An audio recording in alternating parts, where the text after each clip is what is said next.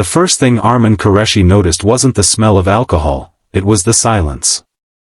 It clung to her like a shadow, heavier than the weight of her body slumped against his shoulder, heavier than the glittering heels dangling from her fingers, heavier than the broken pride hidden behind her smeared mascara.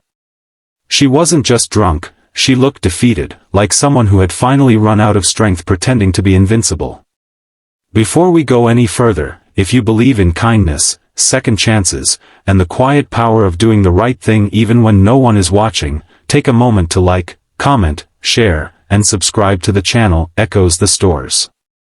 Your support helps stories like this reach more hearts. Armin had just finished his late shift at the office building, his modest uniform still carrying the faint scent of cleaning chemicals. As a single father, every extra hour mattered. Every rupee mattered. His 6-year-old daughter, Meher, was waiting at home, probably asleep on the couch again with her favorite cartoon paused mid-laugh. He had been thinking about her all evening, about the school fee he still hadn't fully paid, about the shoes she needed replacing, about how he would stretch tomorrow's breakfast from what little remained in the kitchen. And then he saw her. Zara Mehta, the CEO of the very company whose floors he cleaned. She was sitting on the marble steps outside the building, her designer dress crumpled, her usually sharp and commanding presence completely dissolved. Armin had seen her many times from a distance, walking through the glass doors with confidence that seemed untouchable. People straightened when she passed. Conversations hushed. She was power, success, control. But tonight, she looked like none of those things. For a moment, Armin hesitated. This wasn't his place. People like her didn't need people like him. Or so the world constantly reminded him. But something about the way her head tilted back against the cold stone, eyes half closed, vulnerable in a way that felt almost dangerous, made him step forward. He called out softly, unsure if he should even say her name, but she barely responded. Her words were slurred, fragments of something broken, something that sounded less like drunken rambling and more like grief trying to escape. The security guard had already left, assuming she would have a driver. No one else was around. So Armin did the only thing his heart allowed him to do. He carried her. The journey wasn't easy. She wasn't light, and his arms were already tired from a full day's work. But he adjusted his grip, steady and careful, as if he were carrying something fragile, something that mattered. He didn't know her story, didn't know what had led her to this state, but he knew what it meant to fall apart with no one to catch you. Her address was easy to find in the company directory, and after a long ride in a reluctant taxi driver's car, they reached her apartment, an expensive high-rise that seemed worlds away from Armin's tiny rented home. Inside, everything was immaculate, cold, and quiet. No photos on the walls, no signs of warmth. Just perfection. Just emptiness. He placed her gently on her bed, removed her shoes, and pulled a blanket over her. For a moment, he stood there, looking at her, not as a CEO, not as someone above him, but simply as another human being who seemed unbearably alone. Then he left without a word. The next morning, Armin was rushing to prepare Meher for school when the knock came. It was firm but hesitant, like someone unsure if they had the right to be there. When he opened the door, everything seemed to pause. Zara stood there, completely different from the night before.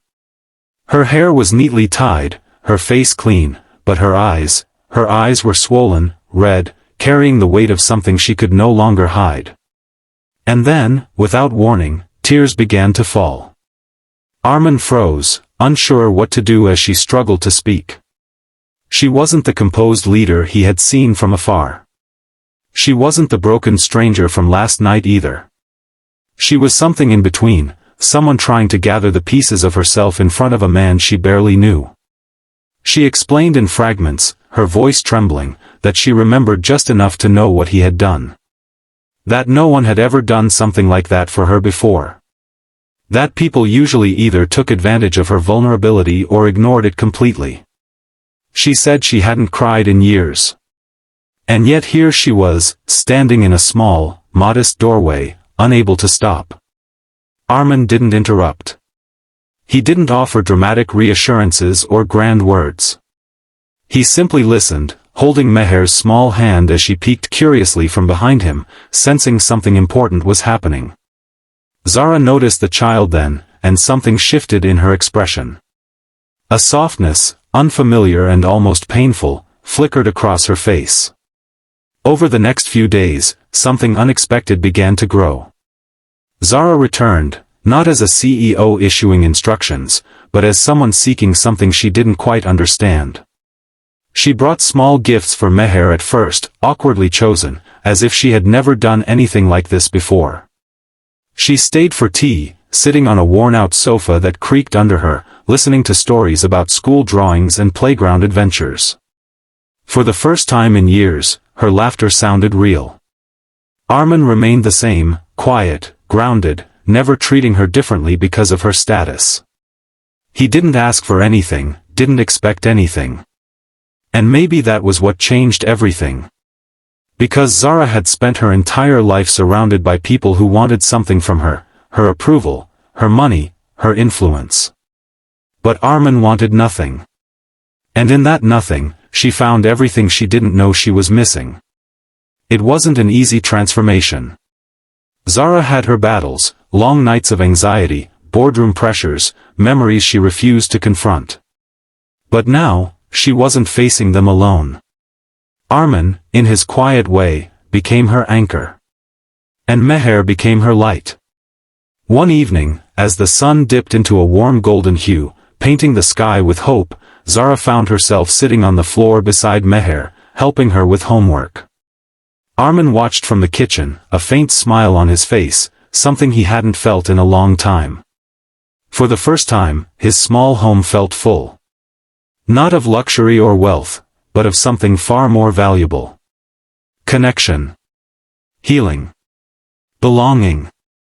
And as Zara looked around, her eyes lingering on the chipped walls, the simple furniture, and the laughter that echoed freely within those walls, she realized something that no success had ever taught her.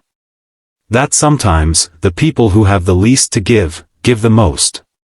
If this story touched your heart, if you felt even a small piece of its emotion, take a moment to like, comment, and share.